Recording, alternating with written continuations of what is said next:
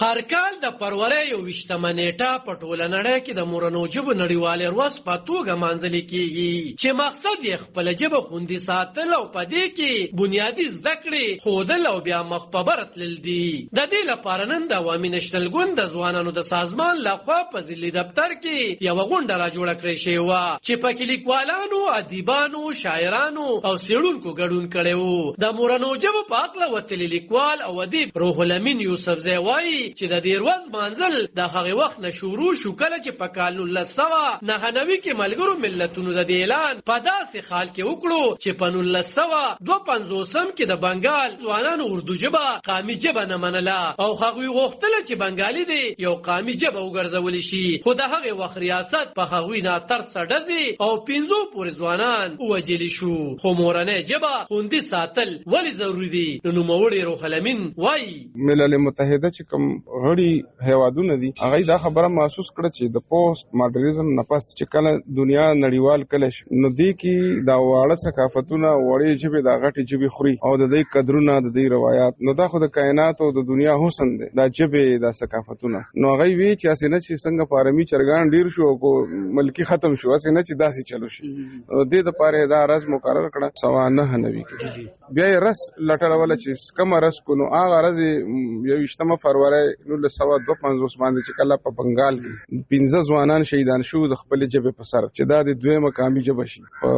پاکستان کې نو اکرز ولا مقرر او مورنۍ ژبه چې دا د دې قران کریم په لهجه کې په ژبه کې دا آیات ده نو چې څوک د چا مورنۍ ژبه وجل غواړي د قران آیات وجه. دویمه خبره ده چې هر کام ته چې ده ان خدای پاک وایي چې ما هر کام ته خپل ژبه استاد لګل دي او هر کام لما خپل ژبه ورکړي ده. اوس چې کله ته یو کام نه خپل ژبه شوکې نو دا بيخي دا سیده کنه چې ته هغه د خلینو آیات راخې او مصنوعي ژبه پکې ورنن باسي. په دې مهال د صوبې وتل شاعران خو راغلي وو چې پکې ځوانان شاعران خو موجودو. د مردان ضلعي ځوانانو شاعرانو مجيب زلمي او محبوب علي خپل یو څو شعرونه وړاندې کړل. زما سوال لمینه صدا یو وړ شان مجموعه ده زم فکر دی عنوان دی پکې لویه فلسفه ده یا غزان په هول غواړم یا غستا اصلاح کول دي تا د ذهن هاتیله دا غندره سیش لول مطلب ما پوره وضاحت کړی چې سٹارټ کې چې ګوره کته نه پويږي یا غو بزتا نه ځان پوي مو یا بزستار ذهن دا کومه دا باونډري چې دا کومه لیمیټډ باونډري دا بز کټکو مزبتا ته ریالټي خیم